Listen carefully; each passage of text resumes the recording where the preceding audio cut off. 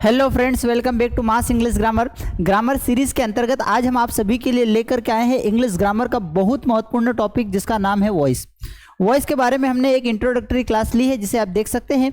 अब जो हम बात करेंगे डिटेल्स में वॉइस के बारे में डिस्कशन करेंगे। टेंस के अकॉर्डिंग लेते हैं। पहले नंबर पर आता है टेंस में हमारा प्रेजेंट इंडेफिनेट टेंस। समझते हैं प्रेजेंट इंडेफिनेट टेंस में वॉइस किस तरीके से बनाया जाता है। एग्जाम में क्या होता है कि हमें एक सेंटेंस दे दिया जाता है, कहा जाता है दे हेल्प मी, इस तरीके का एक स्टेटमेंट होता है। ये एकदम बेसिक वाला क्वेश्चन लिया है हमने और कहा जाता है कि इसका पैसिव ढूंढिए या पैसिव बनाइए।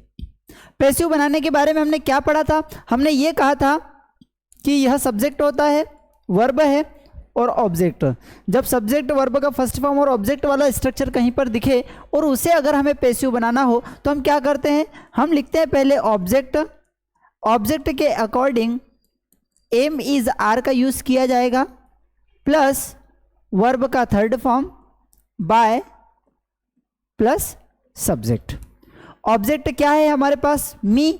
हमने यह बात भी कही है क्या कि ऑब्जेक्टिव प्रोनाउन को सब्जेक्टिव बनाया जाता है, सब्जेक्टिव को ऑब्जेक्टिव बनाया जाता है। इट मीन्स अगर पीछे मी है और उसे सेंटेंस में स्टार्टिंग में लाना है तो मी का हो जाएगा आई।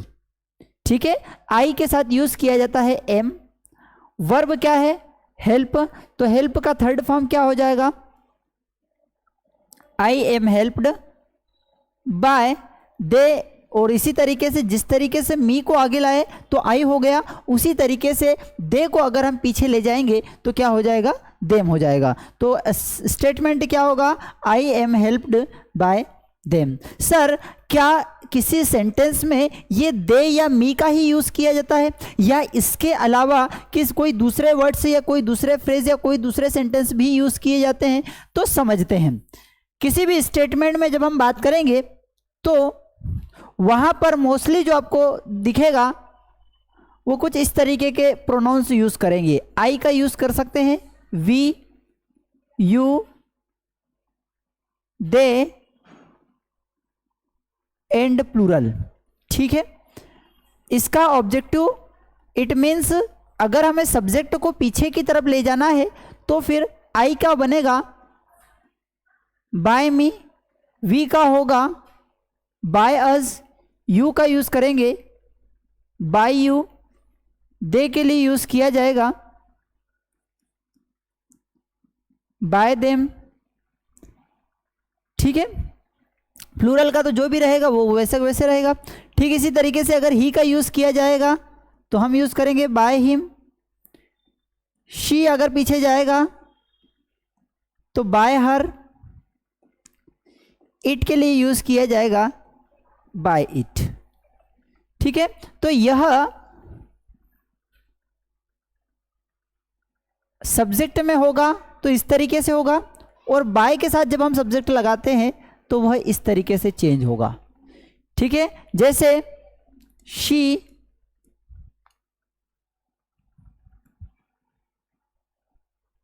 थैंक्स मी, तो क्या होगा?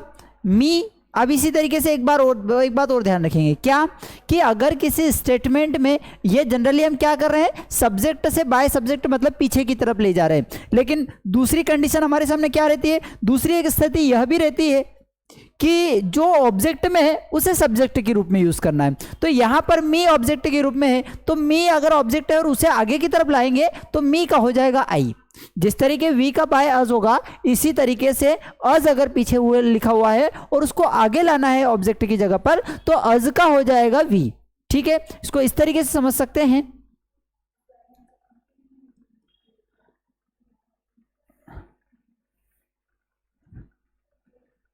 मी का क्या हो जाएगा? आई हो जाएगा।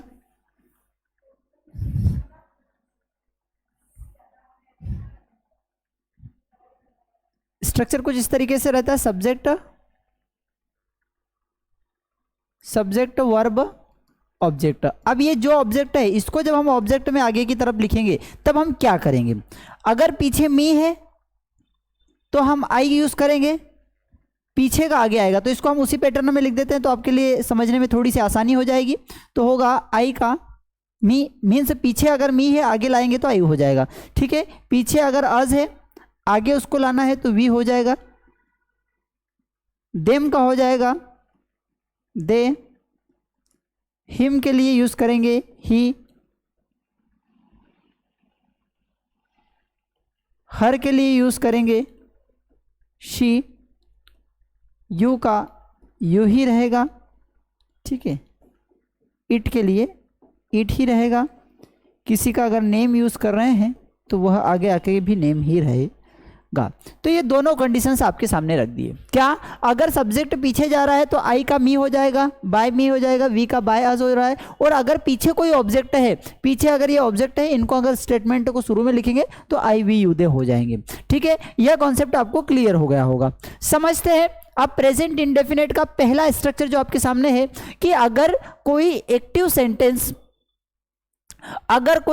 सेंटेंस में यह स्ट्रक्चर दिया हुआ है, यह स्ट्रक्चर कौन सा, सब्जेक्ट प्लस वर्ब का फर्स्ट फॉर्म या वर्ब का फिफ्थ फॉर्म। सर वर्ब का फर्स्ट फॉर्म हमने सुना है, वर्ब का फिफ्थ फॉर्म क्या होता है, तो जब वर्ब में एस या ई एस जुड़ा हुआ रहता है तो वह फिफ्थ फॉर्म कहलाता है। जब वर्ब में एस या ई एस जुड़ा हुआ रहता है तो वह फिफ्थ फॉर्म कहलाता है। अब जब हम इसका पैसिव बनाएंगे तो यह पीछे वाला जो ऑब्जेक्ट है उसे हम कहाँ लिखेंगे, सेंटेंस के शुरुआत में। सर क्या जो यहाँ पर ऑब्जेक्ट रहेगा उसको हूबहू वैसे को वैसे लिख देना है? जी नहीं फ्रेंड्स, अगर यहाँ पर मी लिखा हुआ है तो जब हम इसको आगे लिखेंगे तो आई हो जाएगा। अगर यहां पर अज यूज किया गया है और इसको आगे लाना है तो फिर वी हो जाएगा। इस बात का विशेष रूप से हम सभी को ध्यान रखना है, ठीक है। दूसरा, ऑब्जेक्ट को आगे लिख दिया, फिर इस ऑब्जेक्ट के हिसाब से, इस ऑब्जेक्ट के अकॉर्डिंग हम क्या यूज करेंगे, एम इज आर का यूज करेंगे। और ध्यान रखना है एक बात हमेशा पैसिव में कि जितने भी पैसिव होते हैं सारे पैसिव सेंटेंसेस में वर्ब का थर्ड फॉर्म यूज किया जाता है। सारे पैसिव सेंटेंसेस में वर्ब का थर्ड फॉर्म यूज किया जाता है, ठीक है। प्लस बाय प्लस सब्जेक्ट, ये जो आगे सब्जेक्ट लिखा था ये बाय के साथ पीछे होगा। और हाँ, बाय के बाद हमेशा ऑब्जेक्टिव प्रोनाउन का यूज करते हैं। इसका मतलब अगर यहाँ पर आई होगा तो ये बाय के साथ मी हो जाएगा, अगर यहाँ पर वी का यूज कर रहे हैं तो बाय के साथ अज यूज हो जाएगा, ठीक है। एक सेंटेंस देखते हैं कि आई सिंग अ सॉन्ग। ये आई क्या है, सब्जेक्ट है, सिंग क्या है, वर्ब है, और एक सॉन्ग जो है ना वो क्या है, ऑब्जेक्ट है, ठीक है। अब हमें क्या कहा गया है कि जब इस तरीके का कोई स्टेटमेंट दिखे, मतलब सब्जेक्ट वर्ब का फर्स्ट फॉर्म या फिफ्थ फॉर्म प्लस ऑब्जेक्ट, ये आ रहा है सब्जेक्ट प्लस वर्ब का फर्स्ट फॉर्म प्लस ऑब्जेक्ट, तो इस स्ट्रक्चर को पैसिव बनाने के लिए हमें क्या करना है, कुछ नहीं करना है आपको। ये जो ऑब्जेक्ट है ना उसको आगे लिख देंगे। तो हमने क्या लिख दिया, ए सॉन्ग। अब हम क्या यूज करेंगे, एम इज आर। अब सॉन्ग एक है तो एक के साथ क्या यूज किया जाता है फ्रेंड, इज यूज किया जाता है। तो सॉन्ग इज संग, सिंग का थर्ड फॉर्म क्या होता है, संग होता है। तो सॉन्ग इज संग बाय। अब हमने कहा था क्या कि आई को अगर पीछे लिखेंगे तो क्या लिखा जाएगा, बाय के साथ मी लिखा जाएगा। क्या लिखा जाएगा, बाय के साथ मी, ये हमने बताया पहले। आई को जब पीछे ले जाएंगे तो बाय मी होगा, वी को जब पीछे ले जाएंगे तो बाय अज होगा, यू को जब पीछे लिखेंगे तो बाय यू होगा, ठीक है। तो यहां पर हम आई को पीछे ले जा रहे हैं तो आई के लिए हमने क्या बात करी है, बाय मी का यूज करेंगे। बात हुई प्रेजेंट इंडेफिनेट की। प्रेजेंट इंडेफिनेट, अब इसका अर्थ होता है, हिंदी मीडियम से अगर हैं आप, थोड़ा सा उसका अर्थ जानना चाहते हैं तो इसका अर्थ होता है कि कोई व्यक्ति कोई काम करता है और इसका अर्थ होता है कि कोई काम किया जाता है। सर ये पैसिव की आवश्यकता क्यों हुई, जब हम बात एक्टिव में बता सकते थे तो फिर पैसिव की यूज क्यों किया गया? भैया पैसिव का यूज इसलिए किया गया कि कई बार क्या होता है कि हमारे लिए काम इंपॉर्टेंट होता है, करने वाला इंपॉर्टेंट नहीं होता है, ठीक है। कई बार हम जब कोई एक्शन को बताते हैं तो उस स्टेटमेंट में काम करने वाला इंपॉर्टेंट नहीं होता है, काम इंपॉर्टेंट होता है। तो ऐसी स्थिति में हम पैसिव वॉइस का यूज करते हैं, ठीक है। नेक्स्ट समझते हैं प्रेजेंट कॉन्टिन्यूअस टेंस। अब देखिए बहुत ही प्यारा सा कॉन्सेप्ट मैं आप सभी को बता दूं। क्या आपको ध्यान क्या रखना है, आपको ध्यान रखना है सब्जेक्ट के तो वही रहेगा, सेम रहेगा, ठीक है। और ये बार बार चेंज होगा, ये इतना स्टेटमेंट होगा किसी भी सेंटेंस में बार बार चेंज होगा। तो इस सभी को आपको समझ के रखना है। क्या समझ के रखना है कि अगर किसी सेंटेंसेस में, किसी स्टेटमेंट में, ठीक है, एम इज आर के साथ वर्ब का आईएनजी फॉर्म आ रहा है, किसी सेंटेंस या किसी स्टेटमेंट में एम इज आर के साथ वर्ब का आईएनजी फॉर्म आ रहा है, तो ऐसी स्थिति में आपको एक बात ध्यान रखना है। क्या इसका ध्यान रखना है कि भाई ऑब्जेक्ट तो पीछे का आगे आ जाएगा, सब्जेक्ट आगे का पीछे चले जाएगा, ये तो कॉमन चलेगा, सारे सेंटेंसेस में ये कॉमन चलेगा, ठीक है। चेंज कहां पर आ रहा है, तो ये चेंज आ रहा है यहां पर बीच में। क्या करना, इसके लिए आपको एक चीज देखना है कि अगर एम इज आर के साथ वर्ब का आईएनजी फॉर्म दिख रहा है, अगर एम इज आर के साथ वर्ब का आईएनजी फॉर्म दिख रहा है, तो एक बात ध्यान रखना, क्या करना है, एम इज आर लिखना और ये जोड़ देना बीइंग, पैसिव बनाते समय बीइंग जोड़ देना, और क्या कर देंगे, वर्ब का थर्ड फॉर्म, जो कि कंपलसरी है, किसमें, सारे पैसिव वॉइस सेंटेंसेस में वर्ब का फोर्थ फॉर्म ही यूज किया जाता है, ठीक है। तो अब देखेंगे ये स्टेटमेंट को बहुत ही बारीकी से समझने की कोशिश करेंगे। He is writing a letter, ठीक है, he is writing a letter. अब ही क्या है, ही तो हमारे लिए सब्जेक्ट है, क्या लिख रहा है, लेटर लिख रहा है, पत्र लिख रहा है, तो ये क्या हो गया, यह हो गया हमारे लिए ऑब्जेक्ट। अब बचता क्या है, बचता है इज राइटिंग। हमने पैसिव के बारे में बार बार पढ़ा है, बचपन से पढ़ते आ रहे हैं, क्या, सब्जेक्ट की जगह ऑब्जेक्ट, ऑब्जेक्ट की जगह पर सब्जेक्ट को लिखा जाता है। तो यहां पर हम क्या करेंगे, ये जो सब्जेक्ट आगे हम यूज कर रहे हैं, इस सब्जेक्ट को हम पीछे लाएंगे, किसके साथ यूज करेंगे, बाय के साथ। बाय एक प्रीपोजिशन है और प्रीपोजिशन के बाद हमेशा ऑब्जेक्टिव फॉर्म का यूज किया जाता है, प्रीपोजिशन के बाद हमेशा ऑब्जेक्टिव फॉर्म का यूज किया जाता है। तो यहां पर बाय ही की जगह हम क्या यूज करेंगे, हिम का यूज करेंगे, तो क्या हो जाएगा, बाय हिम। तो a letter is written by him. अब देखिए ये सब्जेक्ट को ऑब्जेक्ट की जगह पर ऑब्जेक्ट को आगे लाए, तो ऑब्जेक्ट यहां पर देखिए ये एक नाउन है और नाउन में चेंज नहीं करते, मतलब किसी का नाम यूज किया जा रहा है ना, तो नाम सब्जेक्ट की जगह पर रहेगा तब भी नाम ही रहेगा, ऑब्जेक्ट की जगह पर रहेगा तब भी नाम ही रहेगा। लेकिन किंतु परंतु आप ध्यान रखेंगे इस बात का, क्या, कि अगर हम प्रोनाउन का यूज कर रहे हैं, प्रोनाउन क्या होती है सर, अरे भैया, बड़े भैया,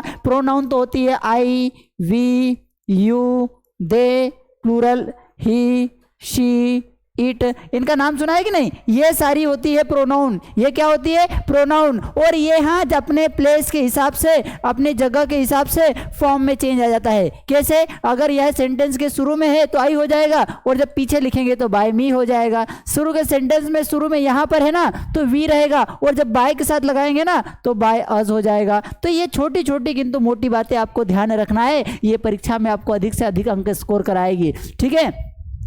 तो इस तरीके से सब्जेक्ट को जब हम बाय के साथ यूज करते हैं तो ऑब्जेक्टिव फॉर्म का यूज किया जाता है, ठीक है। ऑब्जेक्ट आगे जाएगा तो ये नाम है तो नाम वैसे वैसे रहेगा, ठीक है। तो a letter is being written कैसे आया, क्योंकि इज के साथ वर्ब का आईएनजी फॉर्म जब आता है तो इज के बाद बीइंग लगाते हैं और वर्ब का थर्ड फॉर्म लगाते हैं, ठीक है। तो इज बीइंग वर्ब का थर्ड फॉर्म बाय हिम, ठीक है। सर अगर हमें इसे ज़्यादा अधिक से अधिक सेंटेंसेस की प्रैक्टिस करना हो तो कैसे समझ सकते हैं, अरे भैया बड़ा ही आसान है, बड़ा ही सरल है। कैसे, she is playing cricket, she क्या है, सब्जेक्ट, इज, ठीक है, हेल्पिंग वर्ब, प्लेइंग वर्ब का आईएनजी फॉर्म ऑब्जेक्ट, यह स्ट्रक्चर है। आगे क्या आएगा, क्रिकेट, तो हमने क्या लिखा, क्रिकेट इज बीइंग प्लेड किसके द्वारा, बाय, शी पीछे जाएगा तो क्या हो जाएगा, हर। तो cricket is being played by her, cricket उसके द्वारा खेला जाता है, खेला जा रहा है, ठीक है। तो एम इज आर के साथ जब भी आपको कहीं पर किसी स्टेटमेंट में वर्ब का फोर्थ फॉर्म दिखे और कहा जाए कि इसका पैसिव बनाओ, तो क्या करना है, एम इज आर लगाना है ऑब्जेक्ट के अकॉर्डिंग। यहाँ पर जो एम इज आर लगा हुआ था वो किसके हिसाब से लगा था, सब्जेक्ट के हिसाब से। पैसिव में जब ऑब्जेक्ट आगे आता है तो फिर जो एम इज आर का यूज करेंगे हम ऑब्जेक्ट के हिसाब से करेंगे। तो ऑब्जेक्ट हमारे पास क्या है, लेटर, लेटर सिंगुलर है इसलिए हमने क्या यूज किया, इज बीइंग वर्ब का third form written by him, ठीक है। समझते हैं नेक्स्ट स्ट्रक्चर। बड़ा ही आसान स्ट्रक्चर है, बड़ा ही सरल स्ट्रक्चर है। ध्यान क्या रखना है, तो मैंने आपको बताया है कि ध्यान रखने योग्य बात अगर कोई सी चीज़ है तो वह है ये, इस हैव हैज के साथ अगर वर्ब का थर्ड फॉर्म किसी सेंटेंस में दिख जाए, हैव हैज के साथ वर्ब का थर्ड फॉर्म अगर किसी सेंटेंस में, स्टेटमेंट में दिख जाए और कहा जाए कि पैसिव बनाइए। भैया अगर हम पिछले कुछ वर्षों की अगर हम बात करें तो एग्जाम्स में जो सबसे ज़्यादा क्वेश्चंस पूछे जा रहे हैं, स्टेट लेवल के एग्जाम्स में जो सबसे ज़्यादा क्वेश्चंस पूछे जा रहे हैं वो पूछे जा रहे हैं एक्टिव पैसिव से और नरेशन से। कहां से पूछे जा रहे हैं? एक्टिव पैसिव और नरेशन से। तो एक्टिव पैसिव में जो मैं बारीक बात बता रहा हूं आपको, बहुत ही माइनर सा एक ऑब्जेक्ट बता रहा हूं, माइनर से एक चीज बता रहा हूं, उस बात को ध्यान रखना है। क्या कि अगर किसी स्ट्रक्चर में हैव हैज के साथ वर्ब का थर्ड फॉर्म आपको दिखे, किसी सेंटेंस में, किसी स्ट्रक्चर में आपको हैव हैज के साथ वर्ब का थर्ड फॉर्म दिखे और आपको कहा जाए कि इसका पैसिव वॉइस बनाओ, तो पैसिव वॉइस बनाने के लिए अभी तक हमने जो एक कॉमन रूल पढ़ते हैं क्या, कि ऑब्जेक्ट को आगे लिखा जाता है, सब्जेक्ट को पीछे लिखा जाता है बाय के साथ। यह बात तो आप ध्यान रखते हैं। तो आपने सबसे पहले क्या लिख दिया? ऑब्जेक्ट को आगे लिख दिया। अब जैसे ऑब्जेक्ट को आगे लिखा तो फिर इसी ऑब्जेक्ट के अकॉर्डिंग, इसी ऑब्जेक्ट के हिसाब से आपको हैज या हैव का यूज करना है। सर हैज या हैव का यूज कैसे किया जाता है? तो मित्रों आई, वी, यू, दे और प्लूरल के साथ हम हैव का यूज करते हैं, तथा ही, शी, इट, नेम सिंगुलर के साथ हम हैज का यूज करते हैं।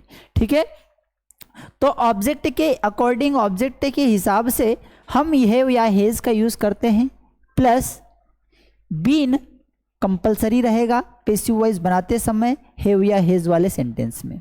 हैव या हैज के साथ जब वर्ब का थर्ड फॉर्म यूज़ किया जा रहा है तो ऐसी स्थिति में हमें हैव या हैज का यूज़ करना है। बीच में ध्यान यह रखना है हमें बीन का यूज़ करना है, फिर वर्ब का थर्ड फॉर्म यूज़ करना है, बाय के साथ सब्जेक्ट का यूज़ करना है। एक सेंटेंस हमारे सामने लिखा हुआ है कि Sohan has taken T, Sohan ने पी ली है क्या? चाय। तो सोहन हमारे पास क्या है? सब्जेक्ट है, हैज के साथ वर्ब का थर्ड फॉर्म और टी क्या है? ऑब्जेक्ट है। यह स्ट्रक्चर हो गया, सब्जेक्ट है, हैज, वर्ब का third form plus object. Passive बनाने की बारी आई तो सबसे पहले हमें क्या लिखना है? ऑब्जेक्ट लिखना है। हमारे पास ऑब्जेक्ट क्या है? तो ऑब्जेक्ट हो गया टी। अब टी के अकॉर्डिंग हम हैव या हैज का यूज करेंगे, तो टी क्या है? अनकाउंटेबल है, अनकाउंटेबल के साथ हम हैज का यूज करते हैं, तो टी हैज टेकन पहले से ही वर्ब का थर्ड फॉर्म है, ठीक है, तो टी हैज टेकन किसके द्वारा? सॉरी, टी हैज पैसिव बना रहे हैं तो फिर यहां पर हमें क्या यूज करना है? बीन का यूज करना है। So T has been taken किसके द्वारा? बाय सोहन। हमने बात कही थी क्या कि नाम की जगह पर नाम ही यूज किया जाएगा, तो द करेक्ट स्टेटमेंट क्या है कि tea has been taken by Sohan, tea has been taken by Sohan, Sohan के द्वारा चाय पी जा चुकी है। ठीक है, कैसे पहचाना? अगर किसी स्टेटमेंट में हैव हैज के साथ वर्ब का थर्ड फॉर्म दिया हुआ हो और हमें पैसिव बनाने के लिए कहा जाए तो क्या करना है? हैव हैज के साथ बीन और वर्ब का थर्ड फॉर्म यूज करना है। हैव हैज के साथ बीन और वर्ब का थर्ड फॉर्म यूज करना है, तो has been taken by Sohan. ठीक है, कॉन्सेप्ट समझ में आ रहा है? समझते हैं अगला। पास्ट टेंस की बात अगर हम करें तो past indefinite tense, past indefinite tense का मतलब क्या होता है? किसी व्यक्ति ने कोई काम किया, पैसिव में इसका अर्थ होता है किया गया। ठीक है, आपको ये बड़ा ही सरल सा स्ट्रक्चर है। क्या कहीं पर भी आपको वर्ब का सेकेंड फॉर्म अगर दिख रहा है, सब्जेक्ट के तुरंत बाद, सब्जेक्ट के जस्ट बाद अगर आपको वर्ब का सेकेंड फॉर्म कहीं पर दिख रहा है और कहा जाता है कि इसका पैसिव बनाओ, तो क्या करना है?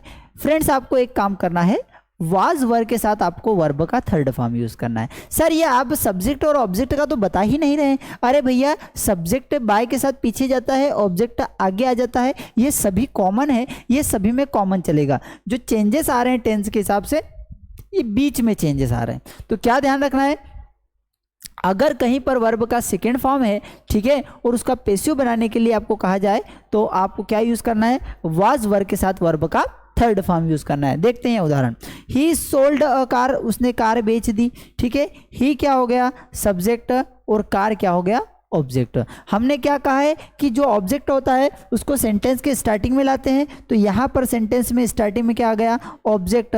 ध्यान रखना है जो वर्ब का सेकेंड फॉर्म होगा वो किस में चेंज होगा, वाज वर्ब के साथ वर्ब का थर्ड फॉर्म। तो ऑब्जेक्ट के बाद वाज वर्ब। अब ऑब्जेक्ट हमारा क्या है, कार है। कार कितनी है, एक है, तो एक के साथ वाज का यूज करते हैं। तो सर हम वर्ब का यूज कब करते हैं, तो भैया वी यू दे और प्लूरल के साथ, वी यू दे और प्लूरल के साथ हम वर्ब का यूज करते हैं, जबकि ही शी नेम इट और सिंगुलर और आई के साथ हम वाज का यूज करते हैं। यह बात हमें ध्यान रखना है। क्या ध्यान रखना है हमें कि आई वी यू दे और प्लूरल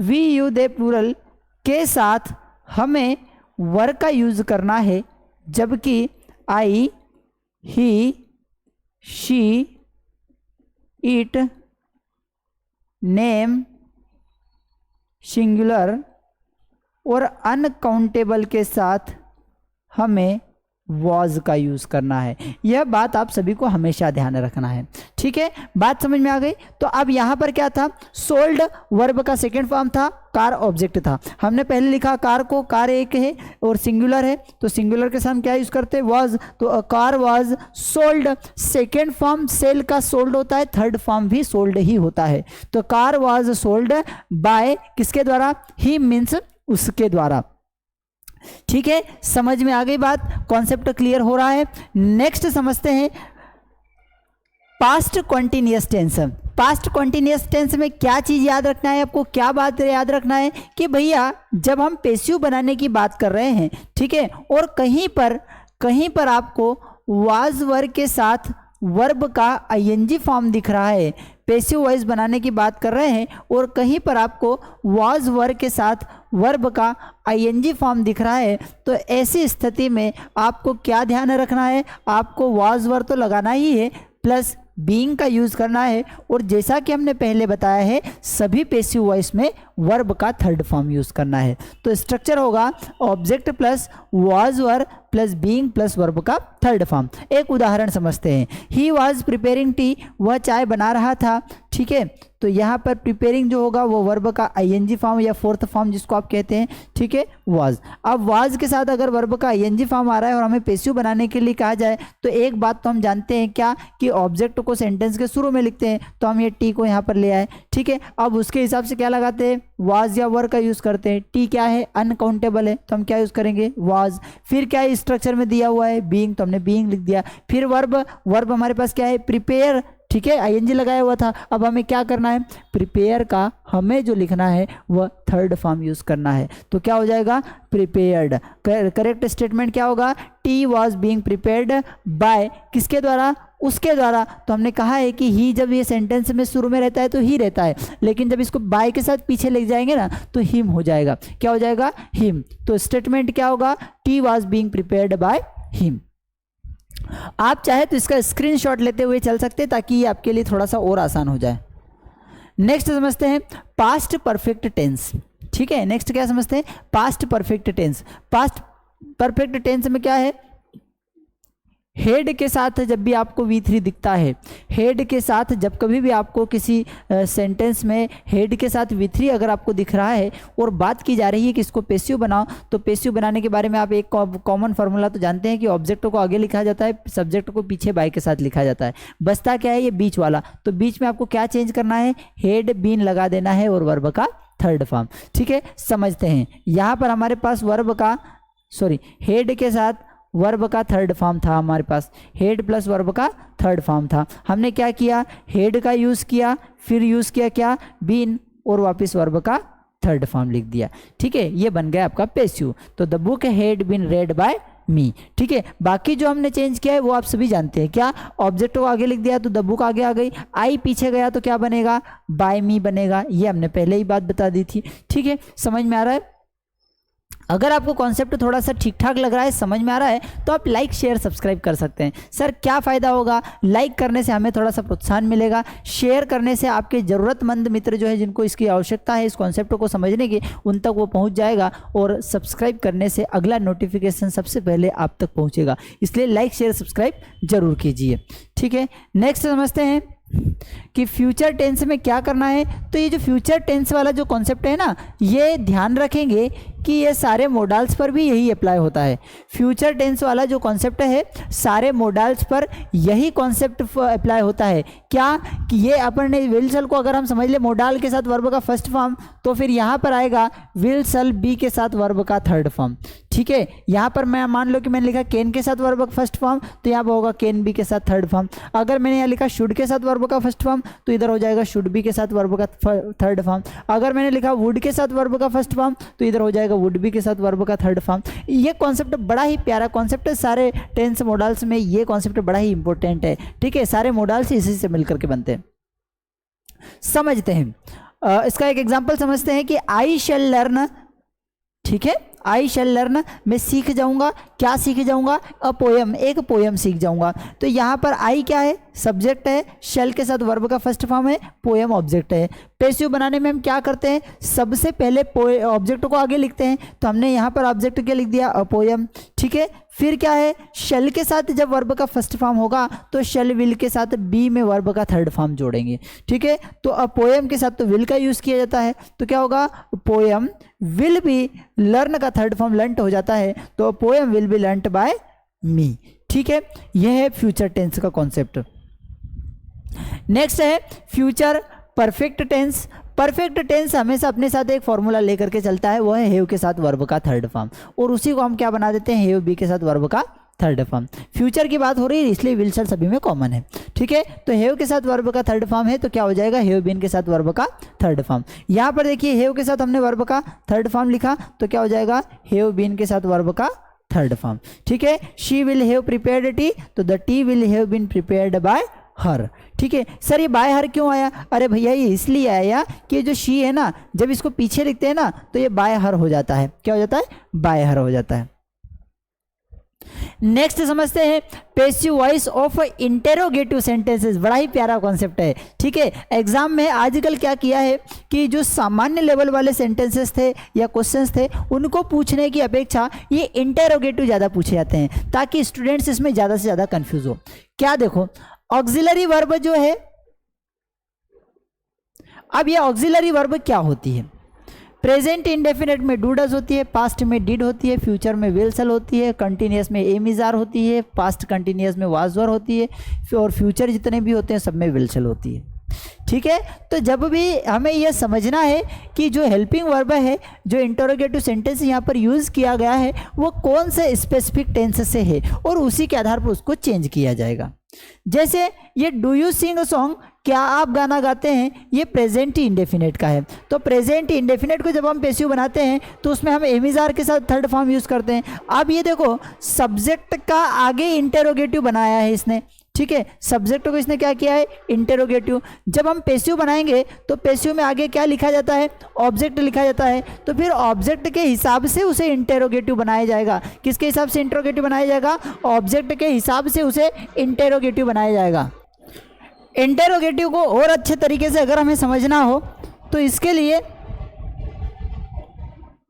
इस तरीके से समझा जा सकता है, जैसे लिखा हुआ है कि डू यू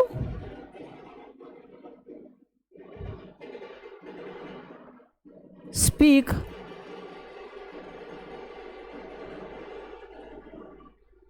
इंग्लिश, और कहा जाए कि इसका पैसिव बनाओ, तो हमें क्या समझना है? सबसे पहले हमें समझना है इसको बनाना है पॉजिटिव। अब पॉजिटिव जब बनाते हैं तो क्या बनता है? ये पॉजिटिव में बनता है यू स्पीक इंग्लिश। ठीक है, अब इसका बनाएंगे हम पैसिव, तो क्या होगा? English is spoken by, you पीछे जाता है तो बाय यू ही रहता है। ठीक है, तो English is spoken by you. अब इसका बनाना है हमें क्या? पैसिव तो सॉरी इंट्रोगेटिव, तो इंट्रोगेटिव में अब हमारे पास हेल्पिंग वर्ब क्या है, इज है, तो आगे लिख देंगे is English spoken by you question mark. क्या यही है, समझते हैं। देखो is a song sung by you, क्या सॉन्ग आपके द्वारा गाया जाता है, ठीक है। तो do you sing a song का क्या बनेगा, is a song sung by you. कैसे बना, do you sing a song का जब हम पॉजिटिव बनाते हैं,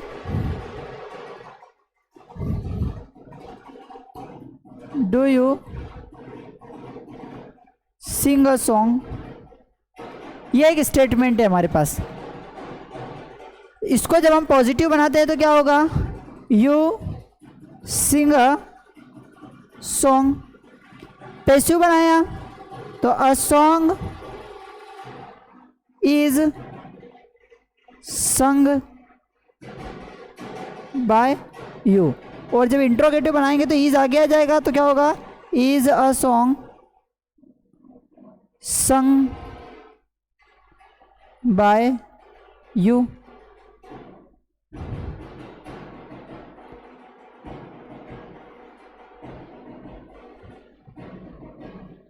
ये बना is a song sung by you, ठीक है।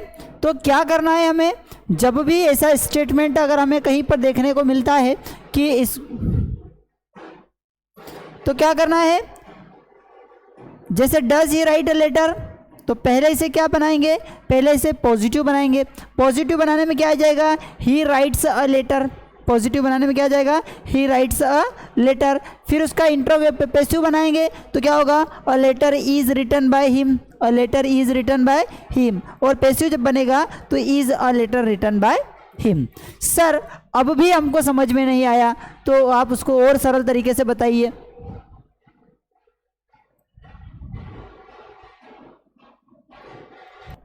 उसको हम इस तरीके से समझ सकते हैं हेल्पिंग वर्ब के आधार पर कि अगर हमारे पास हेल्पिंग वर्ब डू या डज है तो हमें एम इज आर के साथ वर्ब का थर्ड फॉर्म देखना है। अगर हमारे पास डिड के साथ वर्ब का फर्स्ट फॉर्म है तो फिर हमें वाज वर्ब के साथ वर्ब का थर्ड फॉर्म देखना है। अगर हमारे पास विल के साथ वर्ब का फर्स्ट फॉर्म है तो विल बी के साथ वर्ब का थर्ड फॉर्म देखना है। अगर एम इज आर के साथ आईएनजी फॉर्म का पैसिव बना हुआ है तो आपको एम इज आर के साथ बीइंग प्लस वर्ब का थर्ड फॉर्म देखना है। अगर हमारे पास स्टेटमेंट है वाज वर्ब के साथ वर्ब का आईएनजी फॉर्म तो आपको वाज वर्ब के साथ बीइंग प्लस वर्ब का थर्ड फॉर्म देखना है।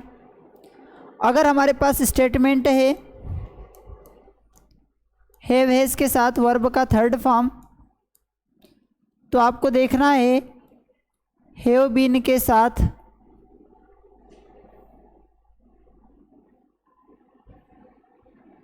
हैव या हैज बीन के साथ वर्ब का third form. In the same way अगर आपको हेड के साथ वर्ब का थर्ड फॉर्म दिख रहा है तो देखना है हेड बीन के साथ वर्ब का थर्ड फॉर्म। अगर हमें कोई भी मोडाल है उसके साथ वर्ब का फर्स्ट फॉर्म है तो देखना है मोडाल के साथ बी और वर्ब का थर्ड फॉर्म। अगर ये कॉन्सेप्ट को अगर आपने समझ लेते हैं, अगर इस कॉन्सेप्ट को अगर आप समझ लेते हैं तो फिर I can make you assure कि आप एक भी स्टेटमेंट गलत नहीं करके आएंगे। क्या देखना है, अगर डू डज वाला है तो एम इज आर के साथ थर्ड फॉर्म वाला देख लो। 4 ऑप्शंस रहते हैं, 4 विकल्प रहते हैं और ये जो 4 विकल्प आपके पास वहाँ पर रहते हैं ये सभी अलग अलग हो सकते हैं, ठीक है। तो आपको क्या देखना है, मान लो कि विल के साथ वर्ब का फर्स्ट फॉर्म आपके साथ किसी स्टेटमेंट में दिया हुआ है और कहा गया है कि इसका पैसिव बनाओ, तो आपको देखना है कि विल बी के साथ थर्ड फॉर्म किस में है, विल बी के साथ थर्ड फॉर्म जिसमें होगा वो करेक्ट होगा, ठीक है। अगर अब एक्स्ट्रा हो रहा है तो फिर हम सब्जेक्ट ऑब्जेक्ट हर चीज़ को देखेंगे, लेकिन पहली प्राथमिकता जो हमें सर्च करने की होनी चाहिए वो क्या होना चाहिए, ये पेयर। डू डज वाला है तो एम इज आर के साथ third form, am is are के साथ ING है तो एम इज आर के साथ बीइंग प्लस वर्ब का थर्ड फॉर्म। ये सारे कॉन्सेप्ट है, हूबहू ऐसे कैसे देखना है। अगर आप ऐसे कैसे देख लेते हैं तो फिर काफी हद तक चीजें आसान हो जाएगी। समझते हैं अगला स्टेटमेंट। एक्टिव में अगर आपके सामने दिया हुआ है कि हु के साथ वर्ब का फर्स्ट फॉर्म प्लस ऑब्जेक्ट, तो आपको क्या करना है, अरे भैया ये वही बात है, जब हु पे आगे जाए पीछे जाएगा तो बाय हुम हो जाएगा, लेकिन क्वेश्चन वर्ड बना रहे हैं तो क्वेश्चन वर्ड में क्वेश्चन वर्ड हमेशा आगे आ जाता है, तो ये हु का क्या हो जाएगा, बाय हुम हो जाएगा।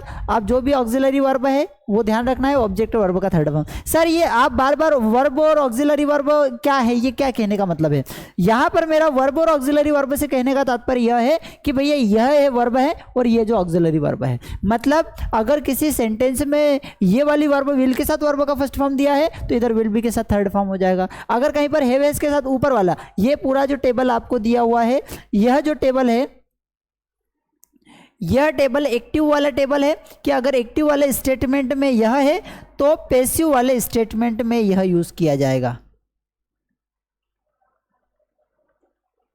यह आपको ध्यान रखना है, ठीक है। इस बात को अगर आपने ध्यान रख लिया तो पूरे वॉइस जो है आपके लिए आसान हो जाएंगे, ठीक है। तो यह जो टेबल है इसको ध्यान रखेंगे क्या कि अगर हेल्पिंग वर्ब या मेन वर्ब यह वाली है, पैसिव है तो पैसिव में ये वाली आएगी। अगर यहाँ पर हैव हैज के साथ थर्ड फॉर्म है तो नीचे वाले में हैव हैज बीन के साथ थर्ड फॉर्म आएगा। तो ये सारी चीज़ों को आपको अच्छे से ध्यान रखना है। इसी तरीके से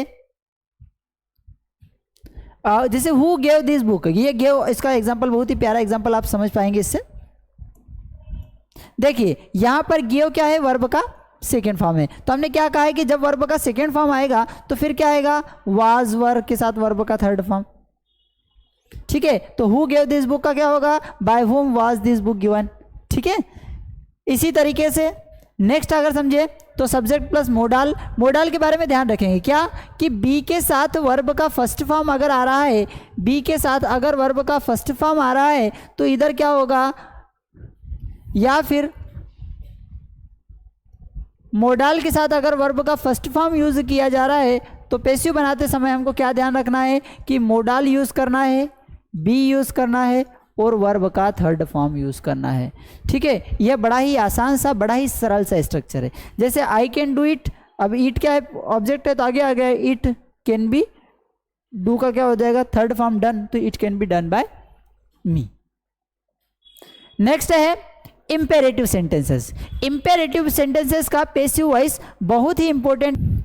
इंपेरेटिव सेंटेंसेस का अर्थ होता है काम लगाने वाले सेंटेंसेस, जहां पर वर्ब का फर्स्ट फॉर्म, इन सेंटेंसेस के माध्यम से हम क्या करते हैं, तो कभी ऑर्डर देते हैं, कभी सजेस्ट करते हैं, कभी रिक्वेस्ट करते हैं। तो पहला एक एग्जांपल हम समझते हैं ऑर्डर वाला सेंटेंस, कि जब भी हमें किसी व्यक्ति को किसी चीज़ के लिए ऑर्डर देना हो तो हम सिंपल से क्या करते हैं, वर्ब का फर्स्ट फॉर्म लिख देते हैं और ऑब्जेक्ट लिख देते हैं। जैसे वहाँ जाओ तो गो देयर, यहाँ आओ तो कम हियर, अंग्रेजी बोलो तो स्पीक इंग्लिश। अब जब मैं बोलता हूँ कि वहाँ जाओ और यहाँ आओ, come here and go there, तो ये जो सेंटेंसेस दो हैं, गो देयर और कम हियर, इन सेंटेंसेस में ऑब्जेक्ट नहीं है। सर आपने बोला कि गो देयर, तो गो वर्ब हो गई, गो वर्ब हो गई और देयर ऑब्जेक्ट हो गया। जी नहीं, ये देयर ऑब्जेक्ट नहीं है। ये देयर क्या है, ये देयर है प्लेस, ये देयर है डेस्टिनेशन, लेकिन ऑब्जेक्ट नहीं है। ऑब्जेक्ट क्या होता है सर, ऑब्जेक्ट किसी स्टेटमेंट में जब व्हाट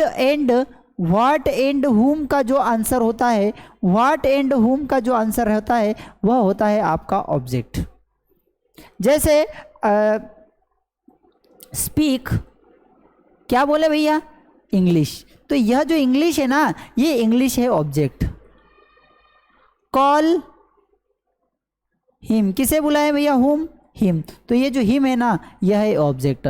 लेकिन जब मैं बोलता हूं कि सिट हियर, यहां पर हियर ऑब्जेक्ट नहीं है। क्यों, क्योंकि ये ना तो व्हाट का आंसर है ना ही हुम का आंसर है, ये किसका आंसर है, वेयर का आंसर है।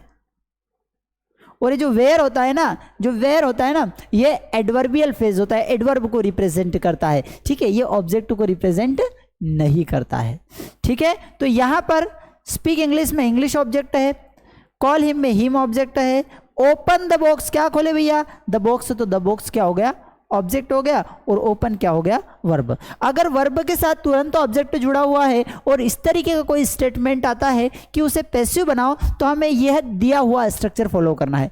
किस कंडीशन में, जब हम ऑर्डर दे रहे हो, जब हम क्या कर रहे हो, ऑर्डर दे रहे हो। तो ऑर्डर देने के लिए देखो अब क्या है, ऑब्जेक्ट को पहले लिखा हमने। आप देखो स्ट्रक्चर क्या कह रहा है कि सबसे पहले तो आपको लिखना है लेट, तो हमने लेट लिख दिया। फिर ऑब्जेक्ट हमारे पास क्या है, द बॉक्स है, तो क्या लिखा, लेट द बॉक्स। फिर क्या है, बी।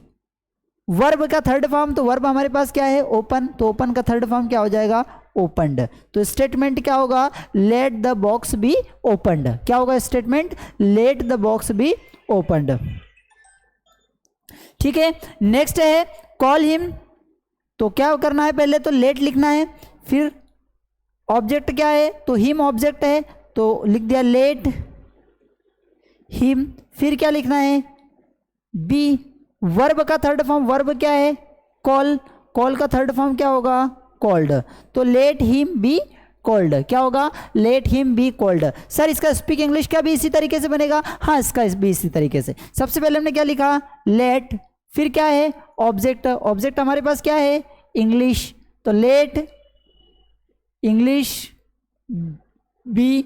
वर्ब का थर्ड फॉर्म क्या है, स्पीक का थर्ड फॉर्म स्पोकन हो जाता है, तो let English be spoken, English बोले जाने दो। तो इस तरीके से अगर किसी स्टेटमेंट में केवल वर्ब का फर्स्ट फॉर्म और ऑब्जेक्ट दिया हुआ है और उसका हमें पैसिव बनाना है, तो let object be plus verb का थर्ड फॉर्म यूज करना है। ठीक है, समझ में आ रहा है। नेक्स्ट हम समझते हैं एडवाइस के बारे में। नेक्स्ट हम किसके बारे में समझेंगे, एडवाइस। जब हम किसी व्यक्ति को कोई चीज़ की सलाह दे रहे होते ना, जब हमें किसी व्यक्ति को कोई चीज़ की सलाह दे रहे होते हैं ना, तो ऐसी स्थिति में हम यहाँ पर इम्पेरेटिव में तो वर्ब का फर्स्ट फॉर्म प्लस ऑब्जेक्ट ही रहेगा। जैसे मैं आपको सलाह दे रहा हूँ कि भैया पढ़ाई करो, तो डू स्टडी, है ना। सलाह दिया जा रहा है कि भाई यहाँ से बाहर चले जाओ, तो go out of the year, यहाँ आइए तो कम ईयर। तो ये सलाह भी हो सकती है। तो जब सलाह वाला कॉन्सेप्ट होता है, तो ऐसी स्थिति में हमें क्या यूज़ करना है, अरे शुरू में ऑब्जेक्ट तो यूज़ करना है, लेकिन शुड बी के साथ वर्ब का थर्ड फॉर्म यूज़ किया जाता है। सर यहाँ पर शुड बी का साथ वर्ब का थर्ड फॉर्म हम क्यों यूज़ कर रहे हैं, अरे भैया शुड बी के साथ वर्ब का थर्ड फॉर्म आप इसलिए यूज कर रहे हैं, क्यों यूज कर रहे हैं, क्योंकि जो शुड का यूज किया जाता है वह सजेशन देने के लिए यूज किया जाता है, सलाह देने के लिए यूज किया जाता है। भाई यू शुड स्टडी, आपको पढ़ाई करना चाहिए। दे शुड इनवाइट देम, उन्हें उनको आमंत्रित करना चाहिए। I should do my work on time, मुझे अपना कार्य समय पर कंप्लीट करना चाहिए। तो इस तरीके के जो स्टेटमेंट होते हैं, वह शुड, इट मीन्स सजेशन को रिप्रेजेंट करते हैं। कई बार इंपेरेटिव सेंटेंस के माध्यम से भी हम सजेशन देते हैं, तो उसके लिए पैसिव क्या बनेगा, object should be plus verb का थर्ड फॉर्म। जैसे हेल्प द पुअर, गरीब लोगों की सहायता करो, ठीक है, तो क्या होगा, द पुअर ऑब्जेक्ट है हमारे पास, तो ऑब्जेक्ट को हमने पहले लिख दिया, ऑब्जेक्ट फिर क्या यूज करना है, शुड भी हमने यूज कर दिया, और वर्ब का थर्ड फॉर्म, वर्ब क्या थी, हेल्प, तो हेल्प का थर्ड फॉर्म क्या होगा, हेल्प्ड। तो क्या होगा, the poor should be helped, ये हो गया पैसिव। ठीक है, नेक्स्ट स्टेटमेंट समझते हैं हम कि जब हम रिक्वेस्ट कर रहे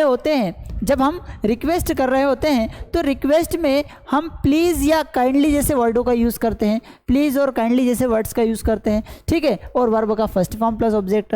तो फिर ऐसी स्थिति में पैसिव बनाने के लिए आपको ध्यान रखना है क्या, कि सेंटेंस जब हम रिक्वेस्ट ही कर रहे हैं तो पैसिव इस तरीके से बनेगा कि भैया यू आर रिक्वेस्टेड। ठीक है, अब देखिए सर आपने हमें कहा है कि सारे पैसिव में वर्ब का थर्ड फॉर्म यूज़ करेंगे, तो जी हाँ, यहाँ पर रिक्वेस्ट का थर्ड फॉर्म हो गया, ठीक है, और ये जो मेन वर्ब थी वो हूबहू रह गई। वर्ब का थर्ड फॉर्म तो यूज़ किया गया है, लेकिन हमने मेन वर्ब किसको मान लिया, रिक्वेस्ट करने को मेन वर्ब मान लिया। तो क्या होगा, यू आर रिक्वेस्टेड टू। अब यू आर रिक्वेस्टेड टू जैसे ही लगा, तो ये रिक्वेस्टेड टू के बाद हमेशा वर्ब का फर्स्ट फॉर्म यूज़ किया जाता है। टू के बाद हमेशा क्या यूज़ किया जाता है, वर्ब का फर्स्ट फॉर्म। तो यू आर रिक्वेस्टेड टू, और जो भी काम करने के लिए रिक्वेस्ट की जा रही है उसका वर्ब का फर्स्ट फॉर्म लिख देंगे। जैसे काइंडली रीड दिस लेटर, कृपया इस पत्र को पढ़िए। अब इसको पैसिव बनाना है, तो क्या अब रिक्वेस्ट अगर कर रहे हैं, कैसे पता चला रिक्वेस्ट, ये जो काइंडली आया ना ये बता रहा है कि रिक्वेस्ट कर रहे हैं, ये जो प्लीज आ रहा है ना ये बता रहा है कि रिक्वेस्ट कर रहे हैं। तो काइंडली या प्लीज इस तरीके के शब्द अगर रिक्वेस्ट वाले शब्द दिख रहे हो और इंपेरेटिव सेंटेंस दिया हुआ हो और कहा जा रहा हो कि पैसिव बनाओ, तो क्या करना है, you are requested to read this letter. क्या कहा जाता है, you are requested to read this letter. Next समझते हैं एक्टिव पैसिव में, तो एक्टिव में वर्ब का फर्स्ट फॉर्म इंट्रांजिटिव वर्ब। ठीक है सर, ये इंट्रांजिटिव वर्ब क्या होती है पहले तो हमें ये बताओ। तो देखो फ्रेंड्स, वर्ब जो होती है वो दो प्रकार की होती है। सर आपने तो और अलग अलग तरीके की बताई है। हाँ, सामान्य तरीके से हम बात करें वर्ब की तो वर्ब दो प्रकार की होती है। एक होती है ट्रांजिटिव वर्ब और दूसरी होती है इंट्रांजिटिव वर्ब। अब ये ट्रांजिटिव और इंट्रांजिटिव वर्ब होती क्या है समझेंगे पहले। ट्रांजिटिव वर्ब का अर्थ होता है ऐसी वर्ब जिनमें ऑब्जेक्ट हो, और इंट्रांजिटिव वर्ब ऐसी वर्ब जिनमें ऑब्जेक्ट नहीं हो। कैसे? जैसे मैंने कहा कि sit here, sleep there, fly in the sky,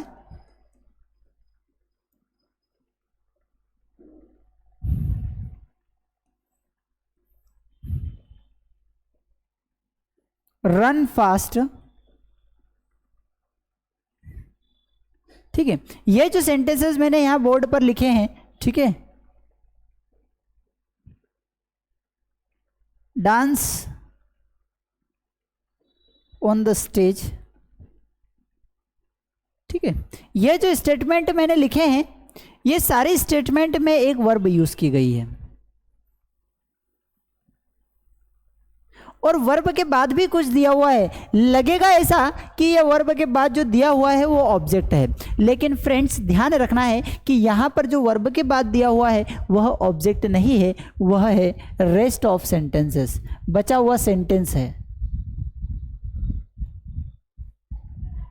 ठीक है, वह ऑब्जेक्ट नहीं है, वह है रेस्ट ऑफ सेंटेंस। सर कैसे पहचाने कि वह ऑब्जेक्ट है या बचा हुआ सेंटेंस है? तो ऑब्जेक्ट हमेशा दो क्वेश्चन का आंसर देता है, एक आंसर देता है व्हाट का और एक आंसर देता है हुम का।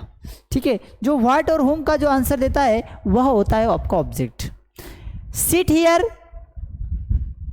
तो ये जो हियर है ना ये वेयर का आंसर है, भाई कहाँ बैठे, तो हियर, तो ये वेयर का आंसर है हियर। ठीक है, व्हाट का आंसर अगर होता तो वह ऑब्जेक्ट होता। तो ट्रांजिटिव वर्ब्स ऐसी वर्ब्स होती है जिनमें हम बात कर रहे हैं ऑब्जेक्ट अवेलेबल होता है या ऑब्जेक्ट। अब ऑब्जेक्ट की पहचान क्या होती है? तो हमने बात की है कि जो व्हाट एंड हुम का आंसर जो देता है, व्हाट एंड हुम का जो आंसर दे दे उसे हम कहते हैं ट्रांजिटिव वर्ब। उसे हम क्या कहते हैं? ट्रांजिटिव वर्ब कहते हैं। और इनट्रांजिटिव वर्ब ऐसी वर्ब होती है जिनमें ऑब्जेक्ट नहीं होता है या फिर वो व्हाट एंड हुम का आंसर नहीं देते हैं। जैसे मैंने कहा कि सिट हियर, यहाँ पर बैठ जाइए, तो ये जो हियर है यह व्हाट एंड हुम का आंसर नहीं है। तो इस तरीके की जो वर्ब होती है ना वो इनट्रांजिटिव वर्ब कहलाएगी। ये जो वर्ब्स है जिनमें ऑब्जेक्ट नहीं है ऐसी वर्ब कहलाती है इनट्रांजिटिव वर्ब। कौन सी वर्ब कहलाती है? Intransitive verb. इंट्रांजिटिव वर्ब में देयर इज नो ऑब्जेक्ट, और इंट्रांजिटिव वर्ब में ऑब्जेक्ट नहीं होता है, और जो ट्रांजिटिव वर्ब होती है उनमें ऑब्जेक्ट होता है। हम बात कर रहे हैं इंपेरेटिव सेंटेंसेस में पैसिव वॉइस जब बनाया जाता है तो ट्रांजिटिव को अलग तरीके से बनाया जाता है, इंट्रांजिटिव को अलग तरीके से बनाया जाता है। क्या कारण होता है कि ट्रांजिटिव और इंट्रांजिटिव वर्ब्स का पैसिव अलग अलग तरीके से बनाया जाता है? तो देखिए, हमने लिखा है कि वर्ब का फर्स्ट फॉर्म प्लस ऑब्जेक्ट, ये हमारा एक बेसिक स्ट्रक्चर है इंपेरेटिव का। हमने कहा कि इसको जब पैसिव बनाएंगे तो हम लिखेंगे let plus object plus be plus verb का थर्ड फॉर्म। ठीक है, अब बताइए मुझे कि अगर किसी वर्ब में मेरे पास ऑब्जेक्ट ही नहीं है, किसी वर्ब में ऑब्जेक्ट ही नहीं है, तो फिर उसका पैसिव बनाना थोड़ा सा डिफिकल्ट हो जाता है। तो ऐसी स्थिति में अब कौन सी वर्ब का ऑब्जेक्ट नहीं होता है? तो इनट्रांजिटिव वर्ब जितनी भी है, इनट्रांजिटिव वर्ब जितनी भी है इनमें ऑब्जेक्ट नहीं होता है। इनट्रांजिटिव वर्ब में ऑब्जेक्ट नहीं होता है। जैसे कि मैंने कहा सिट, ठीक है, मैंने कहा स्लीप, रन,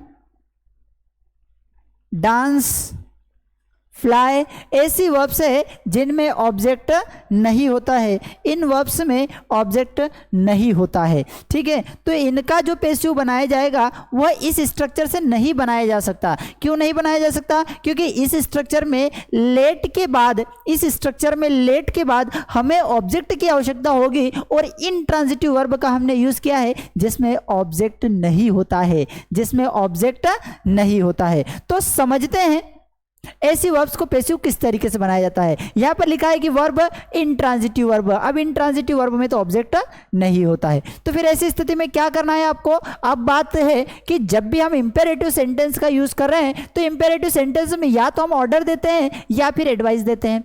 इंपेरेटिव सेंटेंस में हम दो काम करते हैं। काम लगाने वाले सेंटेंसेस में दो तरीके से काम लगाया जाता है, या तो आप डायरेक्ट आदेश देंगे या फिर आप क्या करेंगे? सजेस्ट करेंगे। तो फिर ऐसी स्थिति में पैसिव बनाने के लिए यहां पर हम इस स्ट्रक्चर का यूज करेंगे। कौन सा? कि यू आर ऑर्डर्ड। अगर ऑर्डर दिया जा रहा है तो यू आर ऑर्डर्ड, और अगर एडवाइस दी जा रही तो यू आर एडवाइज्ड। तो यू आर ऑर्डर्ड और यू आर एडवाइज्ड क्या काम करने के लिए? तो यहां पर जो टू के साथ वर्ब का फर्स्ट फॉर्म है ऐसे कैसे लिख देंगे? यू आर गो देयर तो you are ordered to go there. Work hard, you are advised to work hard.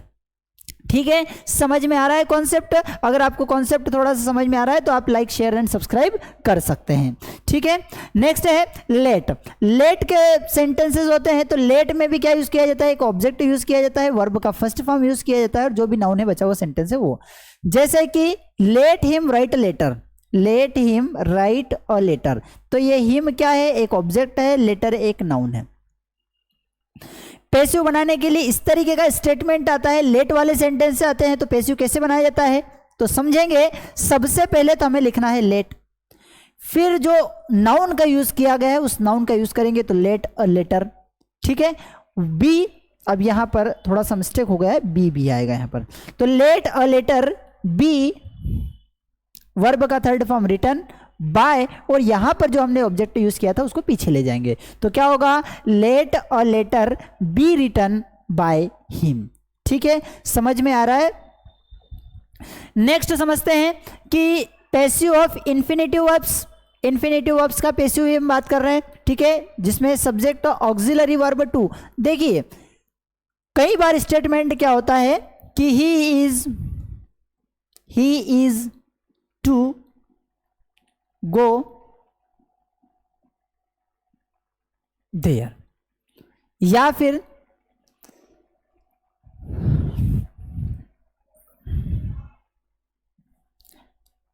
She is to help me. ये स्टेटमेंट है। क्या ध्यान रखना है आपको? सबसे पहले हमें यूज करना है ऑब्जेक्ट। तो क्या होगा? आई, फिर ऑक्सिलरी वर्ब। ऑक्सिलरी वर्ब मतलब am is are was were की बात हो रही है। ऑक्सिलरी वर्ब में यहां पर किसकी बात हो रही है? ऑक्सिलरी वर्ब में यहां पर जो बात हो रही है वह am is are was were की बात हो रही है। किसकी बात हो रही है? Am is are was and were. तो सब्जेक्ट के बाद अगर am is are was were का यूज किया गया है और टू के साथ वर्ब का फर्स्ट फॉर्म है, तो ऐसी स्थिति में इस तरीके के स्टेटमेंट का जब पैसिव बनाया जाता है तो सबसे स्टार्टिंग में लिखते हैं हम ऑब्जेक्ट। अब यहां पर ऑब्जेक्ट मेरे पास क्या है? मी। तो जब ऑब्जेक्ट सेंटेंस के शुरू में आता है तो वह सब्जेक्टिव फॉर्म में यूज किया जाता है। तो मी का क्या होगा? आई होगा। आई के साथ क्या यूज किया जाएगा? Auxiliary verb am is are was were, present की बात हो रही है तो एम इज आर का यूज करेंगे, और आई के साथ हम यूज करते हैं एम। तो क्या होगा? आई एम, फिर टू बी, और वर्ब क्या है? हेल्प। तो थर्ड फॉर्म क्या हो जाएगा? हेल्प्ड। तो करेक्ट स्टेटमेंट क्या होगा? I am to be helped. किसके द्वारा? बाय। और एक बात बताइए क्या कि आगे का सब्जेक्ट अगर पीछे जाएगा तो ऑब्जेक्टिव फॉर्म में होगा, तो बाय हर। एक और सेंटेंस समझते हैं कि he is to invite me. He is to invite me. Passive बनाने के लिए सबसे पहले तो क्या रहेगा? ऑब्जेक्ट को आगे लाएंगे। तो मी जब आगे आएगा तो क्या हो जाएगा? आई।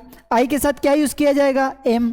आई am to be, I am to be plus verb का थर्ड फॉर्म, इनवाइट का थर्ड फॉर्म क्या होगा? Invited by you. जितने भी आज हमने इस क्लास में पैसिव वॉइस में जितने भी स्ट्रक्चर्स होते हैं लगभग सारे स्ट्रक्चर्स को कवर करने की कोशिश की है।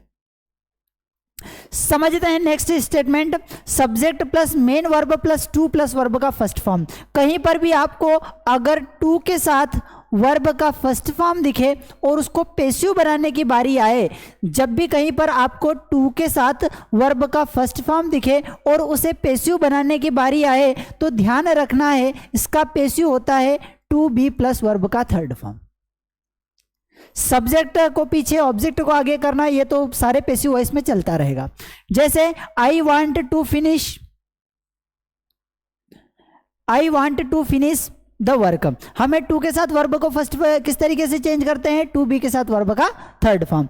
ऑब्जेक्ट क्या है, द वर्क, तो I want the work to be finished. I want object क्या है, ये हमारा ऑब्जेक्ट हो गया, तो I want the work to be finished. इस तरीके से होगा। ये जो सारे हाईलाइटेड स्ट्रक्चर्स है इनको रट लेंगे, इनको घोट लेंगे, ठीक है। क्यों, क्योंकि पैसिव वॉइस का जो बेस बनेगा जहां से आप उसको समझ पाएंगे वो यही हाईलाइटेड स्ट्रक्चर्स हैं, ठीक है। तो इसका पैरेलल स्क्रीनशॉट लेते हुए चलेंगे अगर आपको लग रहा है कि थोड़ा बहुत इंपॉर्टेंट है और समझ में आ रहा है तो। नेक्स्ट है it plus verb subject two plus verb का फर्स्ट फॉर्म। आप देखिए अगर किसी सेंटेंस की शुरुआत इट से हो रही है और वहां पर अगर टू के साथ वर्ब का फर्स्ट फॉर्म है तो ध्यान रखना वह भी टू बी के साथ चेंज तो होगा, टू बी के साथ थर्ड फॉर्म तो लगेगा लेकिन फोर का भी यूज किया जाएगा। जैसे it is time to take tea, ठीक है। तो क्या होगा, it is time, object for के साथ जुड़ेगा तो it is time for tea. और हमने क्या कहा है कि टू के साथ वर्ब का फर्स्ट फॉर्म होता है तो उसे पैसिव बनाने के लिए हम टू बी के साथ थर्ड फॉर्म का यूज करते हैं। तो क्या होगा, it is time for tea to be taken, it is time for tea to be taken. Next समझते हैं subject plus verb plus preposition plus object, ठीक है। प्रीपोजिशन के साथ ऑब्जेक्ट जुड़ा हुआ है या सब्जेक्ट के साथ वर्ब डायरेक्ट जुड़ी हुई है तो यहां पर टू बी का यहां पर भी यूज करेंगे। जैसे I do not agree with you, तो क्या होगा, you are not to be agreed by me, ठीक है। अब एक बहुत ही प्यारा कॉन्सेप्ट आप ध्यान रखेंगे। अभी तक हमने क्या किया है, अभी तक हमने यह समझ करके रखा है कि आगे अगर कोई सब्जेक्ट है और उसको पीछे ले जा रहे हैं तो हम बाय के साथ लगा देते हैं। जैसे हमने कहा कि ही हेल्प्ड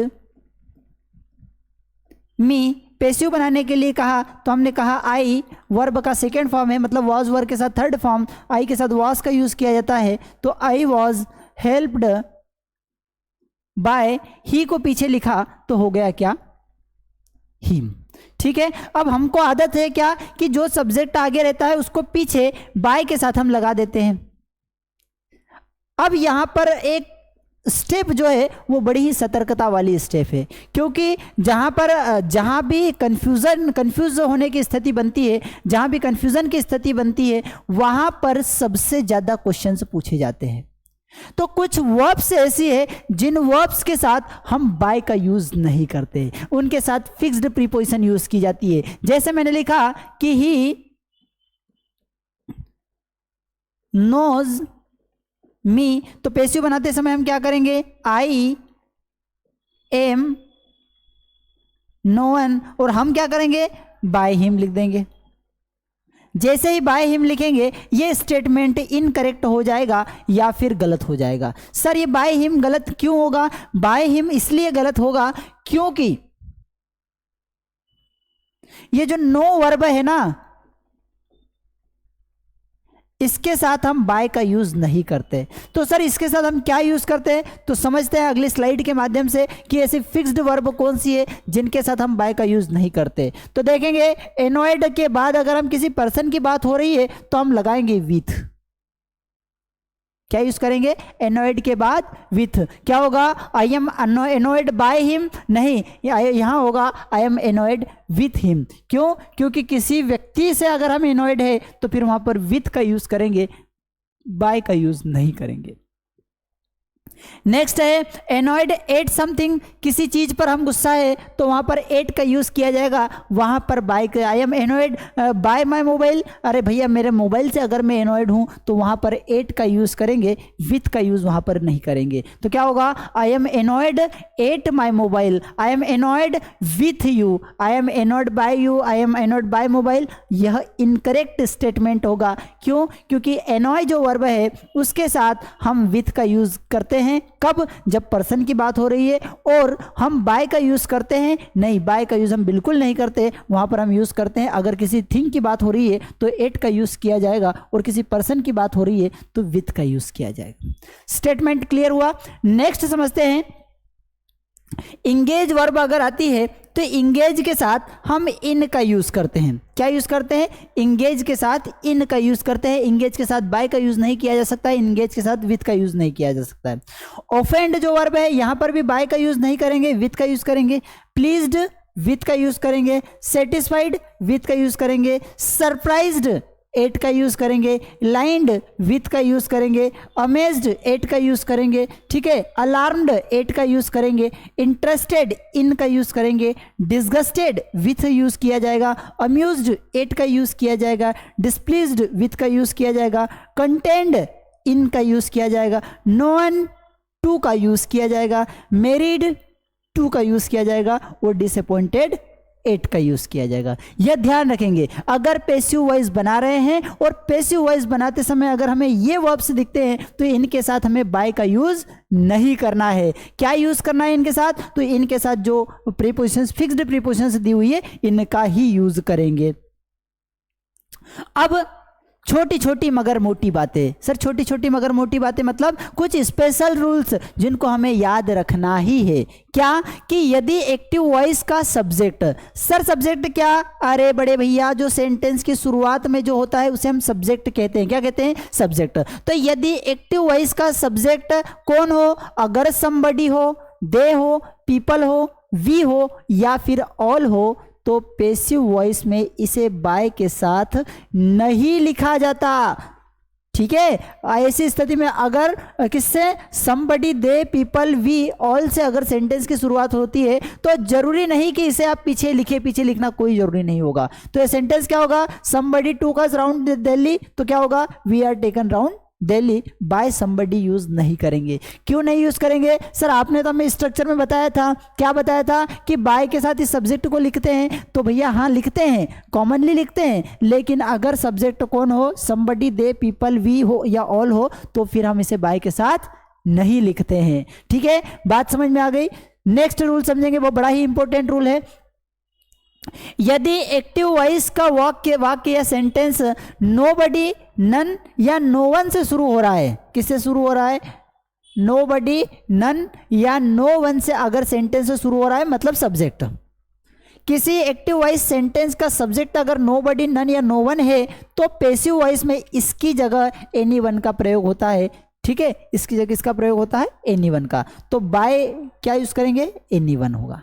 समझ में आएगा? No one has cheated you तो क्या होगा? You have not been cheated by no one. अरे भैया बाय नो वन लिखोगे तो गलत हो जाएगा। क्यों? क्योंकि हमने रूल में पढ़ा है, क्या पढ़ा है कि अगर सब्जेक्ट यहां पर नो वन है तो पैसिव बनाते समय हम क्या यूज करेंगे? एनी वन का यूज करेंगे। क्या नो वन के लिए ही यह नियम अप्लाई होगा? जी नहीं, यह नियम अप्लाई होगा नोबडी के लिए, नो वन के लिए या फिर नन के लिए यह अप्लाई होगा यह रूल। ठीक है, ध्यान रखेंगे।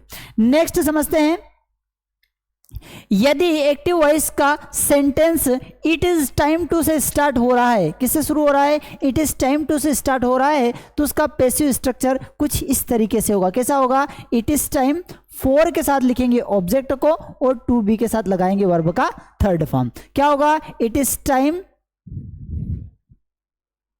टू के साथ ही वर्ब का फर्स्ट फॉर्म दिया है तो पैसिव बनेगा क्या? इट इज टाइम, फोर के साथ ऑब्जेक्ट, तो फोर के साथ ऑब्जेक्ट क्या हो गया? हार्वेस्ट हमारा ऑब्जेक्ट था, और ये क्या था? टू के साथ वर्ब का फर्स्ट फॉर्म। तो क्या होगा? It is time, four object पहले आएगा और टू के साथ वर्ब का फर्स्ट फॉर्म कहीं पर भी आए और उसको पैसिव बनाने की बारी आए तो हमने पढ़ा है क्या कि टू के साथ वर्ब का फर्स्ट फॉर्म को बनाया जाता है टू बी के साथ वर्ब का थर्ड फॉर्म। तो क्या होगा? It is time to reap the harvest का पैसिव क्या होगा, it is time for the harvest to be reaped. ठीक है, तो आई होप, हम आशा करते हैं कि सारे कॉन्सेप्ट्स आपको क्लियर हुए होंगे।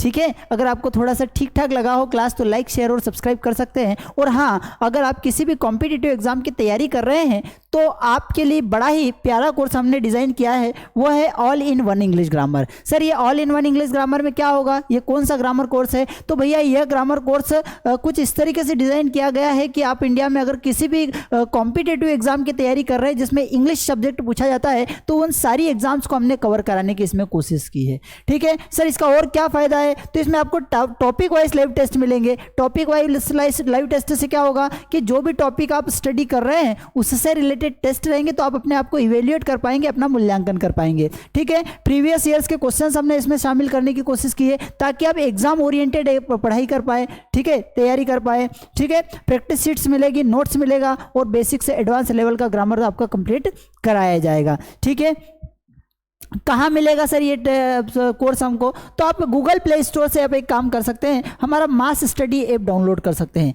आप मास स्टडी ऐप डाउनलोड करेंगे तो उसमें बहुत सारे कोर्सेस मिलेंगे, आपकी ज़रूरत के हिसाब से आपको कोर्स मिल जाएगा। सर आपने तो बताया कि केवल इंग्लिश ग्रामर कोर्स है, जी नहीं, इसमें हमारे पास स्पोकन इंग्लिश का बेस्ट स्पोकन इंग्लिश कोर्स है, एक्सपर्ट लेवल का इंग्लिश एडवांस लेवल का कोर्स है। ठीक है, बच्चों की मानसिकता को ध्यान में रखते हुए बच्चों के लिए किड्स का स्पोकन इंग्लिश बैच है। ठीक है, आपको लग रहा है कि बोलते बोलते हम इंग्लिश बोलते कहीं ना कहीं अटक रहे हैं, हम वोकेब के कारण पिछड़ रहे हैं, तो स्पेशल आपकी वोकेब बूस्ट करने के लिए कोर्स है। ठीक है, आपको लग रहा है कि नहीं हमको कोई पर्सनल ट्रेनिंग देने वाला मिल जाए, तो पर्सनल इंग्लिश ट्रेनर का भी कोर्स आपके लिए अवेलेबल है। ठीक है, स्पोकन इंग्लिश की बुक है आपके लिए अवेलेबल। ठीक है, English vocabulary online test series आपको मिल सकती है। ठीक है, और साथ ही साथ अगर आप डेली यूज सेंटेंसेस के टेस्ट प्रैक्टिस करना चाहते हैं तो वह भी आपके लिए अवेलेबल हो सकती है। तो आप मास स्टडी ऐप जरूर डाउनलोड कर लीजिएगा, उसमें आपको सारे कोर्सेज की जानकारी मिल जाएगी और बहुत सारे कोर्सेज आपके लिए स्पेशल डिज़ाइन किए गए हैं। तो आज ही आप डाउनलोड करिए मास स्टडी ऐप। Thank you.